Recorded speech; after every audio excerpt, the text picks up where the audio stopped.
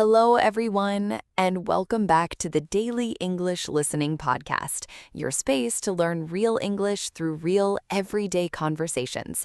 I'm Michelle. And I'm Chris. Hey, everyone. Really happy to have you here with us today. Chris, quick question before we start. How are you feeling this morning? Did you have a good start to the day? Honestly, not my best. I went to bed last night telling myself tomorrow I will wake up early, prepare a proper breakfast, and start the day right. Very serious, very committed. And? And this morning I hit snooze twice, skipped the breakfast idea completely, and by 10 o'clock I had already ordered something unhealthy because I had nothing ready at home. Chris. I know. It was a full plan. Beautiful in theory, zero in practice. I understand completely. Last night, I told myself I would read for 30 minutes before bed instead of looking at my phone. I even put my book on the nightstand. Very intentional. And? And the book is still on the nightstand, untouched, looking at me this morning like a disappointed teacher. The book with opinions. Exactly. So yes, today's topic is something both of us clearly need. Discipline. Discipline. Not the scary kind, not the wake up at 4 in the morning and never enjoy anything kind. Right. The real kind. The everyday kind. The kind that means doing what you said you would do, even when you do not feel like it.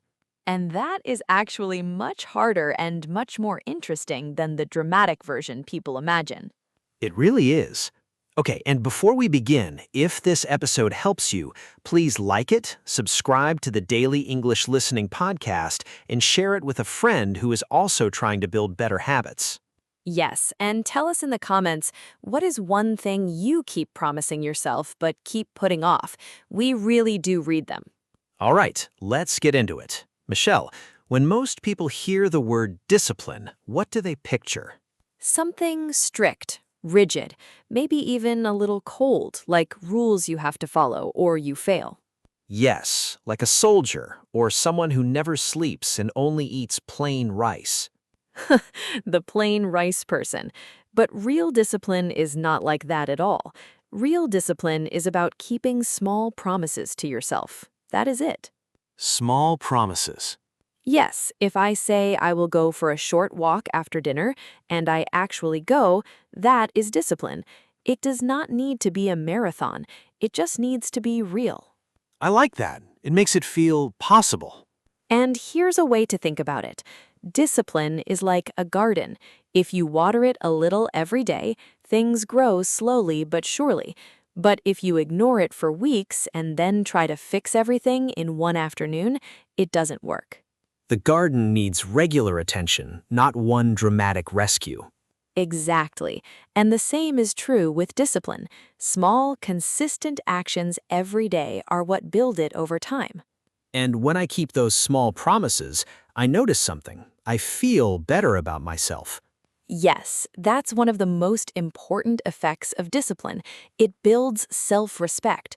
Every time you do what you said you would do, even something tiny, you send yourself a message. You say, I can trust myself. And that trust adds up. It really does. Discipline is a form of self-care.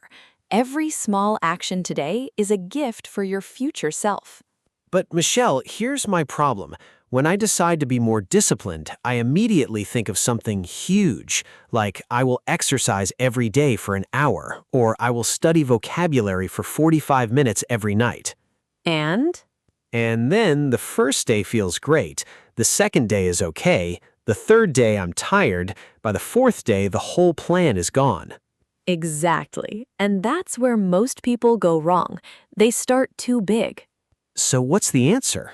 Start smaller, much smaller than you think you need to. Instead of studying vocabulary for 45 minutes, say, I will learn 5 new words tonight. That's it, 5 words. That sounds almost too easy. That's the point. I actually tried this once.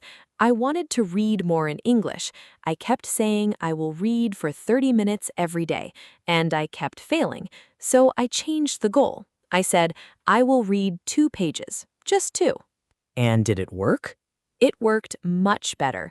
Some nights I read 2 pages and stopped, but other nights 2 pages turned into 10 because I had already started. Starting is the hardest part. I had a similar experience with vocabulary.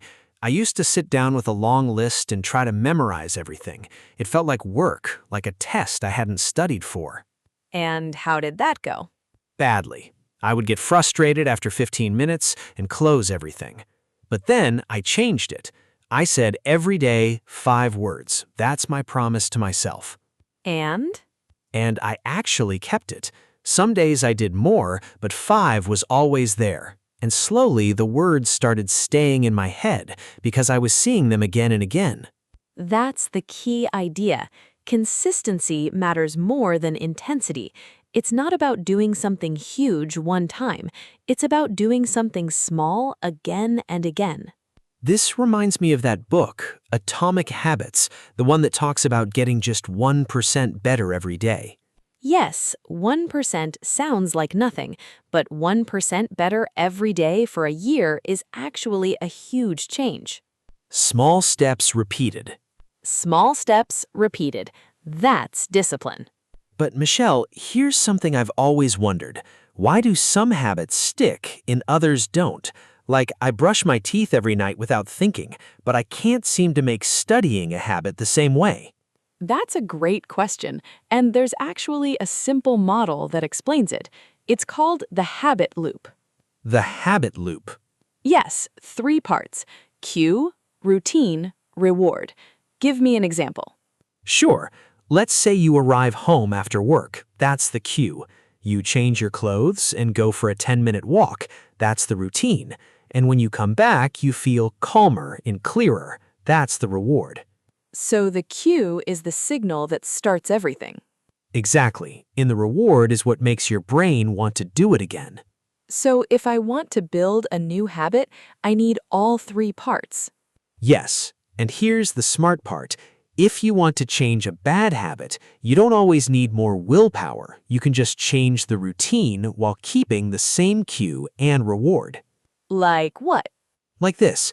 Let's say you feel stressed after work. That's the cue. Right now, your routine is opening social media, and the reward is that you feel a little less tense for a moment. That sounds very familiar.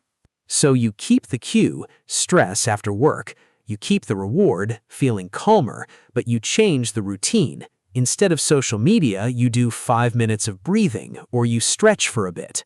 The reward is the same, but the action is different.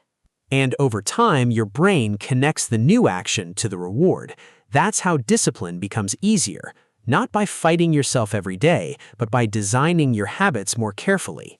So it's not just about trying harder, it's about being smarter about how you set things up. Exactly, which brings us to another big part of discipline, mindset. Mindset. Okay, what do you mean? So there are 2 ways people approach their day. Some people are proactive and some people are reactive. What's the difference? If you're proactive, you think ahead. You prepare before problems arrive. If you're reactive, you wait for things to happen and then you respond.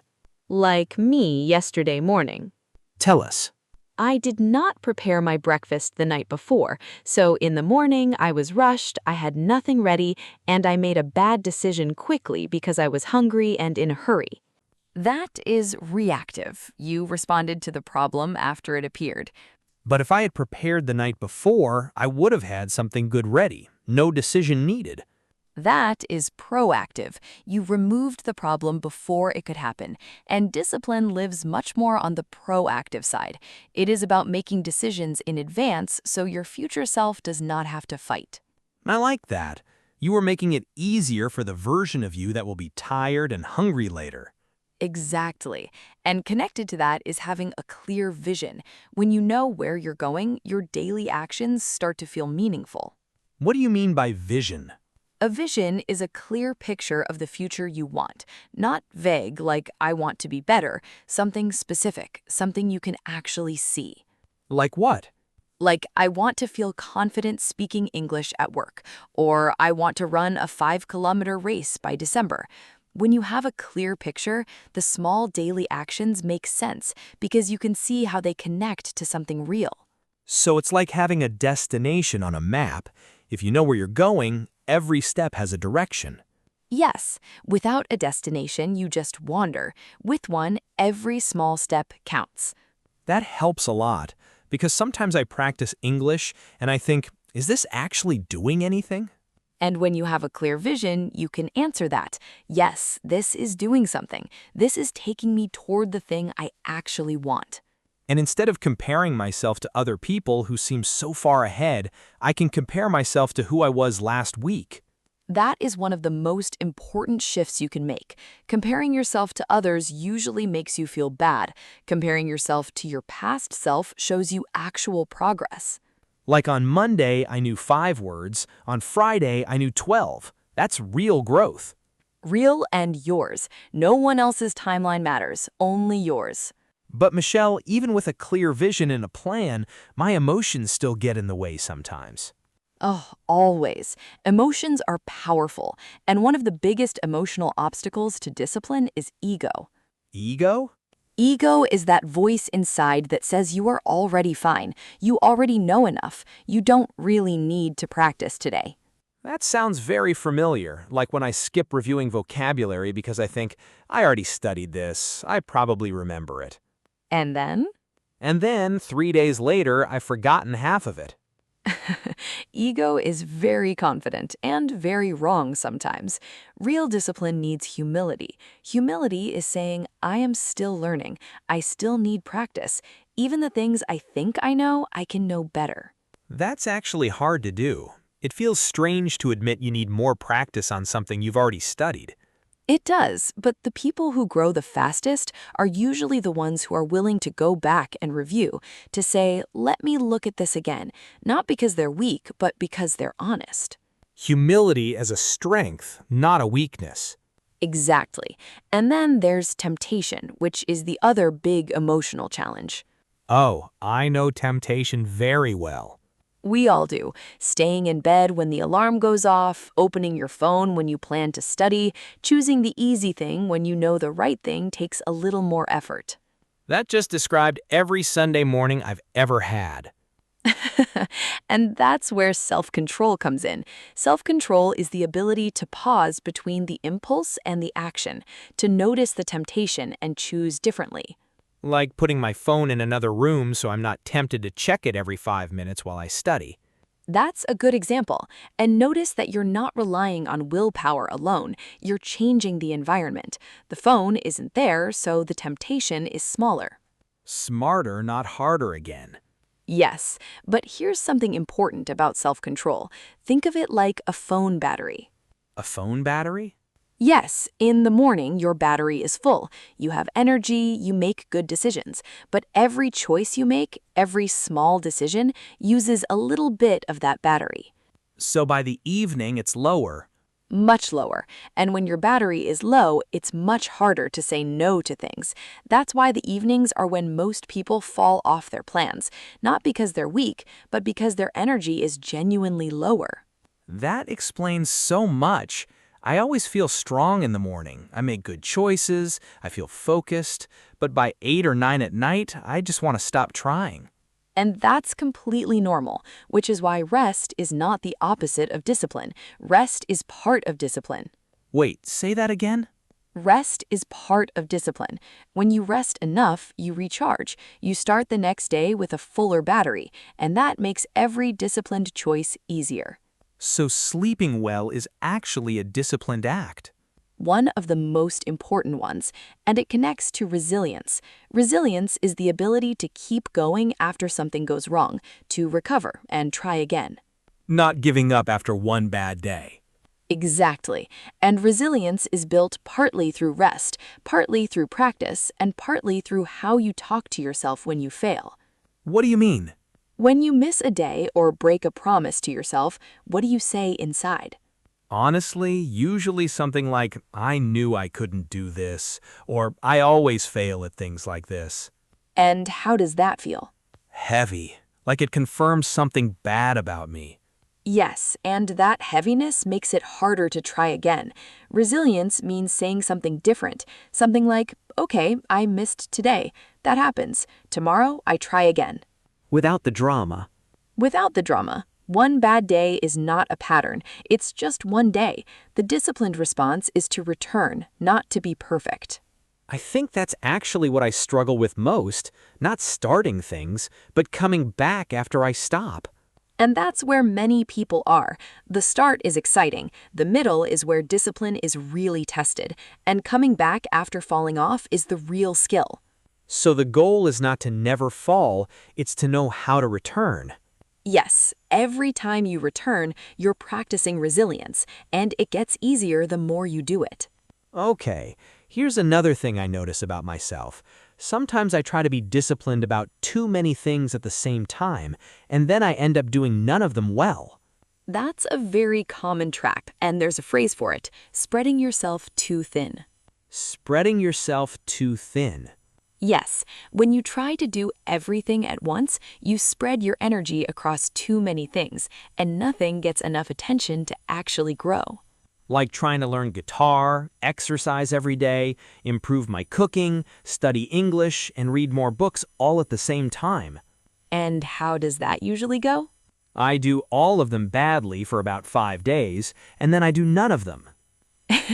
Yes, because discipline needs focus. Real discipline means choosing what matters most right now and putting your attention there. So it's saying no to things. Yes, discipline is partly about saying no. No to the things that distract you so you can say yes to the things that actually move you forward. That's a hard thing to do. Everything feels important. It does, but when you try to hold everything, you end up holding nothing well. Better to hold 2 things firmly than 10 things loosely. Choose fewer goals, go deeper into them, let the others wait. And when you do that, something changes. You stop feeling scattered. You start feeling like someone who actually knows what they're doing with their time. That feeling of being in control of your own day, that's a good feeling. It really is. And here's the last piece of this, the one that I think changes how the whole thing feels. Tell me. Discipline is not punishment. It's a gift. A gift? Think about brushing your teeth. You do it every day. You do not always feel like it, but you do it because you are protecting your future self, your future smile. Okay, yes. Saving a little money each month, studying English for 15 minutes a day, going to sleep at a reasonable hour. These all feel small in the moment, but each one is a small gift from today's you to tomorrow's you. I like that way of thinking about it. It does not feel like restriction, it feels like caring. And when you see discipline as caring for yourself, not punishing yourself, the whole feeling changes. You are not forcing yourself to do hard things. You're choosing to take care of the person you are becoming. And when I keep those small promises, I start to trust myself more. Yes, and that trust builds confidence, real confidence, not the kind you perform for other people, but the kind you feel when you are alone and you know you did what you said you would do. And if I fail sometimes? When you fail, not if, because everyone does. When I fail. The key is to come back, not with guilt, not with a big dramatic plan to fix everything. Just, okay, I am back. Let me try again. Quietly, without the story. Yes, real discipline is not about never failing. It's about always returning. And that's one of the kindest things you can learn to do for yourself. Discipline is kindness. I did not expect that when we started this conversation. Neither did I when I first thought about it, but it's true. Discipline, real discipline, is just a quiet form of love for your future self. That is a beautiful way to end the conversation part. It is. Okay, before we go into our word tour, take a moment and ask yourself this. What is one small promise you could make to yourself today? Not a big dramatic plan, just one small thing, and then keep it. Hold that thought. It's time for the word tour. Yes, let's slow everything down and look at the most useful words from today's conversation. These words are not just useful for talking about discipline, you can use them in many areas of your life. Our first word, consistency. Repeat after me. Consistency. One more time. Consistency. The last one, consistency. Consistency means doing something regularly, again and again, without stopping. Not perfectly, but regularly. For example, she improved her English through consistency, just 10 minutes of listening every day. Or, I don't need to be perfect, I just need consistency. And the secret to most long-term progress is not talent, it's consistency. Next word, intensity. Repeat after me. Intensity. One more time. Intensity. The last one, intensity. Intensity means doing something with a lot of force, energy, or effort. For example, he studied with great intensity for 2 days before the exam, but then stopped completely. Or, a short walk every day beats an intense workout once a month. And consistency will always be more useful than intensity over the long term. Next, cue. Repeat after me. Cue. One more time. Cue. The last one, cue. A cue is a signal, something that tells you it's time to start a routine. For example, arriving home from work is my cue to change my clothes and go for a walk. Or, I use my morning coffee as a cue to review 3 English words. And when you identify your cue, building a new habit becomes much more manageable. Next word, proactive. Repeat after me. Proactive. One more time. Proactive. The last one, proactive. When you're proactive, you act early. You prepare before problems arrive instead of waiting for them. For example, I was proactive and prepared my lunch the night before, so I made a better food choice the next day. Or, being proactive with your English practice means you set small daily goals instead of waiting to feel ready. And proactive people don't wait for perfect conditions. They create good ones. Next word, reactive. Repeat after me. Reactive. One more time. Reactive. The last one, reactive. When you're reactive, you only act after something has already happened. You respond instead of prepare. For example, I forgot to study all week, and when the test came, I panicked. That's reactive. Or, reactive decisions are usually made under pressure, which means they're not often our best decisions. And most stress comes from being reactive. Most calm comes from being proactive. Next word, vision. Repeat after me. Vision. One more time. Vision. The last one, vision. A vision is a clear picture of the future you want, not vague but specific enough to guide your daily choices. For example, my vision is to feel confident speaking English in a real conversation with a native speaker. Or, when I have a clear vision, small daily actions feel meaningful because I can see where they lead. And a vision doesn't need to be perfect. It just needs to be clear enough to point you in a direction. And our final phrase, resilience. Repeat after me. Resilience. One more time. Resilience. The last one, resilience. Resilience is the ability to recover after something goes wrong, to fall and come back without giving up. For example, she showed resilience by returning to her study routine after missing 2 weeks due to illness. Or, discipline is not about never failing, it's about resilience, the ability to return each time you fall off. And resilience grows every time you choose to try again after a difficult moment. And those were today's words and phrases, 12 of them. That's a full toolkit. And remember, the best way to keep a new word is to use it. So choose one word from today and try to use it in your own sentence. You can say it to yourself, write it down, or share it in the comments. We would love to read your sentences. Yes, really. Your sentences help us understand what's connecting with you. Okay, let's do a quick recap of everything we talked about today. Discipline is not strict or scary. It's about keeping small promises to yourself consistently. Start smaller than you think you need to. Small actions done regularly are more powerful than big actions done once. Use the habit loop. Find your cue, design your routine connected to a real reward. Be proactive. Make decisions in advance so your future self doesn't have to fight when energy is low. Have a clear vision. Know where you're going so that small daily actions feel meaningful. Practice humility. Stay open to learning and reviewing, even things you think you already know. Watch out for ego and temptation. Design your environment so the good choice is the easier choice. Remember that your self-control is like a battery. Protect it. Rest is part of discipline, not the opposite of it. Don't spread yourself too thin. Choose fewer goals and go deeper. And when you fail, come back quietly. No drama, no guilt. Resilience is the skill of returning. Discipline is not punishment. It's a quiet gift from today's you to tomorrow's you. And that makes all the difference in how it feels. If this episode helped you, please like it, subscribe to the Daily English Listening Podcast, and share it with someone who is working on building better habits in their life. And tell us in the comments, what is one small promise you're going to make to yourself this week?